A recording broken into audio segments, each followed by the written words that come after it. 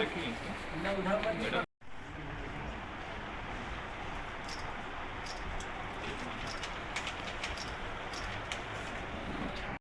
दो तीन घरों में चोरी और डकैती का अटेम्प्ट किए थे।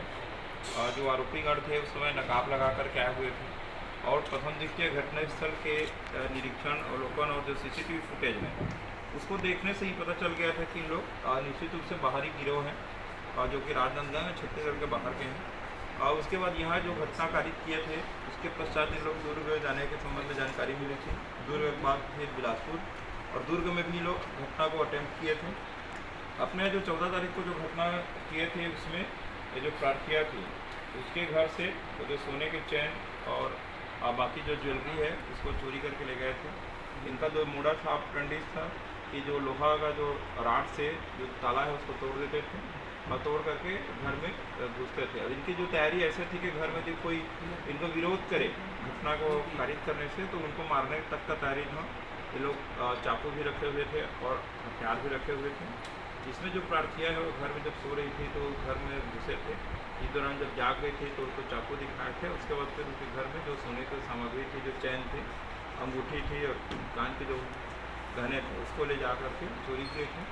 इस दौरान उसी दिन उसी समय आसपास की जो कॉलोनी है वहाँ से जो 2 मोटरसाइकिल भी इन लोग तोड़ करके गेट को तोड़ करके चोरी करके भागे थे, जिसे बाद में पुलिस के द्वारा दुर्ग के जो रेलवे स्टेशन है भिलाई पावर हाउस की वहाँ से 2 दिन बाद बरामद किया गया था। इनके द्वारा बिलासपुर में भी चोरी की घटना किया गया था, जिसके बाद राजनांदगांव जिला में चोरी होने पर जानकारी मिलने पर आदरणीय एसपी मैडम के द्वारा इस मामला को पूरे गंभीरता और संवेदनशीलता से लेते हुए इसमें लगातार मॉनिटरिंग करते गई मैडम के द्वारा। इसके बाद साइबर सेल की जो टीम है विनय परमार, नरेश बंजारे और उनके जितने भी टीम है उनको इसमें लगाया गया था, जिसमें लगातार ट्रैक करते रहें ये लोग कहाँ गए। इसमें लगातार जितने भी सीसीटीवी हैं आसपास के एरिया के जहाँ से बाइक चोरी किए थे, जहाँ चोरी घटना कारित किए थे और इसके अलावा भी 2 घर में घुसे थे जहाँ पर कुछ सामान चोरी नहीं कर पाए थे लेकिन ताला तोड़ करके घुसे थे। इस प्रकार से एक ही दिन में लगभग 4 घरों में घुस करके प्रयास किए थे। इसमें लगातार मॉनिटरिंग कर रहे थे। इसमें पल पल का जितना भी CDR के माध्यम से, मोबाइल के माध्यम से, सीसीटीवी के माध्यम से आज लगभग 5 तारीख है और 14 तारीख की घटना है तो लगभग 20 दिन तक इसमें क्राइम ब्रांच की टीम और थाना बसंतपुर के थाना प्रभारी द्वारा अथक प्रयास किया गया और लगातार प्रयास करते हुए इसमें महत्वपूर्ण सफलता राजनांदगांव पुलिस को मिली है। जबकि इनके द्वारा दुर्ग और बिलासपुर में भी घटना कारित किया गया है, वहाँ भी उनका अपराध पंजीबद्ध है। उनके जो पुलिस है वो लगातार उन लोग भी इसमें काम कर रहे थे आरोपी को पतासाजी करने के लिए। तो इसमें महत्वपूर्ण सफलता राजनांदगांव पुलिस की जो अथक प्रयास के फलस्वरूप मिला है। इसमें क्राइम ब्रांच प्रभारी विनय परमार पिछले 1 हफ्ता से हैदराबाद में अपनी टीम के साथ गए हुए हैं। अभी भी वहीं हैं क्योंकि 5 आरोपी थे, उसमें से 3 आरोपी मिल पाए हैं, दो का भी पता तलाश कर रहे हैं। लगातार 1 हफ्ता के अथक प्रयास के फलस्वरूप जो 3 आरोपी हैं तो वो उसको गिरफ्तार कर पाए हैं। शशि कुमार जो कि थाना सैलम, जिला सैलम, हैदराबाद का रहने वाले हैं। उसी सेट्टी विजय ये भी बंजारा हिल्स हैदराबाद का रहने वाले हैं। सेट्टी सूर्या ये भी उत्पल नगर हैदराबाद के रहने वाले हैं। ये लोग सब के सब एकदम अभ्यस्त अपराधी हैं और एक प्रकार से बहुत बड़ा गैंग को इन लोग अंतर्राज्यीय स्तर पर छत्तीसगढ़, मध्य प्रदेश, हैदराबाद, तेलंगाना जहाँ पर भी है अंतर्राज्यीय स्तर पर लोग ऑपरेट करते हैं और पूरा गिरोह के रूप में टीम बना करके टारगेट करके घर में घुसते हैं।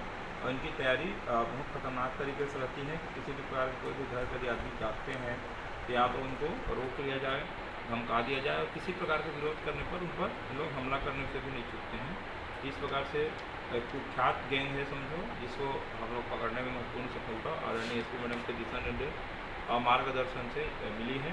और इसमें सबसे महत्वपूर्ण बात यह रही है सफलता का कि न केवल हमको आरोपी को भी गिरफ्तार कर पाए हैं बल्कि जो घटना में जितने भी चोरी हुआ जो सामान है जैसे सामने रखा हुआ है वो सामान जो हमारे ज़िला के हैं उसमें तो 100% रिकवरी हुई ही है। इसके अलावा जो दूसरे ज़िलों में भी जो चोरी करके लोग सामान ले गए थे उसमें भी हम लोग रिकवर करके लाने में सफलता मिली है। अभी तक ये जो सामान सामने में रखा हुआ है लगभग 5 लाख रुपए कीमती है और जिसमें राजनांदगांव जिला और अन्य जिले के चोरी के घटना में जो चोरी हुए माल और गहने को बरामद करने में सफलता मिली है।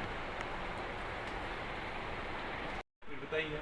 वो देख करके डर गई थी और कुछ विरोध नहीं की। इस प्रकार से इन लोग जब प्रथम पूछताछ में बताए हैं कि विरोध करने पर निश्चित रूप से लोग हमला कर देते हैं और जो नहीं किए हैं विरोध, इसलिए वो चुपचाप खड़ी थी, तो उनको कुछ नहीं किया। पकड़ाने तो देखा तब जाके लोग वारदात के लिए कोई इंस्पायर किए थी क्या, किसी चीज़ को, फोटो वीडियो या फिर मोबाइल का सहारा? अभी तक तो ऐसा कोई स्पेशली घटना का संबंध नहीं बताए हैं, लेकिन ये लोग अभ्यस्त आरोपी हैं और पहले भी कई प्रकार के अलग अलग जिलों में और दूसरे राज्यों में भी घटना किए हैं।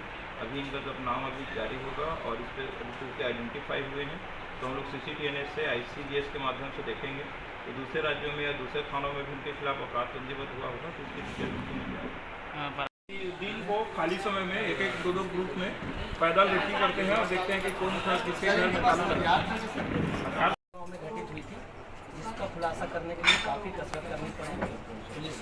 आज इस मामले का खुलासा आपने किया है, पूरा मामला दिनांक 14 मार्च को अभी इसी साल में एक घटना घटित हुई थी थाना बसंतपुर क्षेत्र अंतर्गत जो जीवन विहार ए कॉलोनी है और उसमें उस घर में निवासी एक शिक्षिका थी।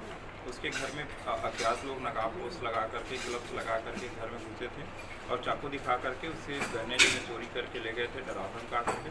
इसके बाद मौके पर घटनास्थल की सूचना मिलने पर आदरणीय SP मैडम के दिशा निर्देश में मार्गदर्शन में, चूँकि घटना अत्यंत गंभीर और संवेदनशील प्रकृति का होना पाया गया था, मौके पर सभी वरिष्ठ अधिकारी उपस्थित हुए थे और जिसके बाद घटनास्थल में पूछताछ करने पर पीड़िता से प्रकरण में जो आसपास के जो जगह में जो CCTV फुटेज है उसको देख करके पता चला था कि निश्चित रूप से ये गिरोह बाहरी गिरोह है, जिसको लगातार ट्रैक करने पर उस दिन उनके द्वारा 2 मोटरसाइकिल भी चोरी करके लेके जाया पाया गया, जिसे बाद में क्राइम ब्रांच की टीम की द्वारा लगातार पतासाजी करके लगभग 100 से अधिक जो CCTV फुटेज है उसको खंगाला गया और लोकल जो टेक्निकल इंट है उस पर काम करते हुए दोनों मोटरसाइकिल को भिलाई पावर हाउस से बरामद कर लिया गया था और जिसमें वहाँ पर आसपास जो फुटेज प्राप्त हुआ था उसको देख करके लगातार इसमें पिछले 20 दिन तक क्राइम ब्रांच और बसंतपुर टीम थाना की जो टीम है लगातार कार्रवाई करते हुए इसमें लगातार प्रयास कर रहे थे और जिस पर इनको सेफ्टी गैंग हैदराबाद का होना पाया गया।